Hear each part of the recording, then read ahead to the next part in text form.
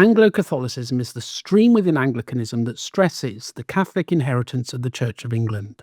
That means sacraments, apostolic succession, the visible church, priesthood, historic continuity, and often, though not always, richer ceremonial worship. That phrase can sound simple, but it is not simple because Anglo-Catholicism itself includes different moods, different politics, and different kinds of churchmanship. Some are scholarly and patristic, and some are intensely devotional, and some are socially radical, some are really conservative, and some are deeply parish-based, and some are almost monastic in their instinct. The movement grows, especially out of the Oxford movement, but it becomes larger than Oxford.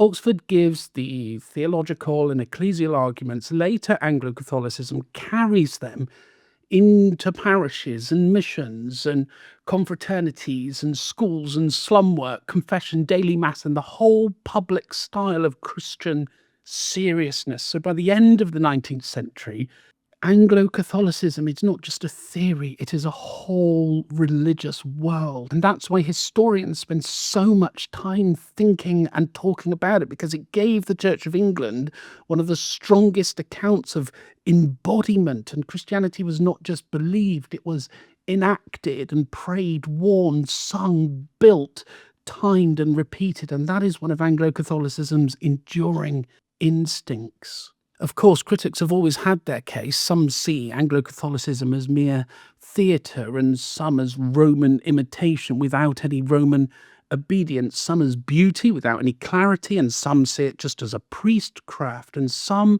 as a way as making Christianity just about what it looks like. Sometimes those criticisms are lazy, and sometimes they really bite, because any movement that values externals can drift into performance. That is a real danger.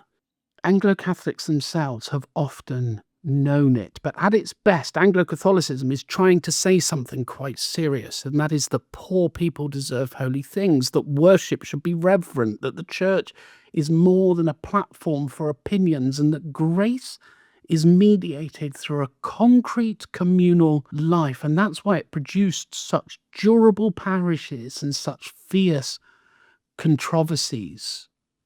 Anglo-Catholicism is the Anglican tradition that insists the Church of England is part of one holy Catholic and apostolic church, and that this claim should shape doctrine and worship and ministry and daily Christian life. So if you want a short version, here it is. Anglo-Catholicism is Anglicanism with a very strong memory. That is a memory of sacrament, priesthood, and a memory that Christianity has a body and not just a message. And that's why some people love it and why other people do not trust it at all. And it is also why Anglo-Catholicism became so visible. It did not remain an argument in books. It took shape in parishes, processions, devotion, vestments, missions, and slum work. It made a theological case public and embodied and impossible to ignore.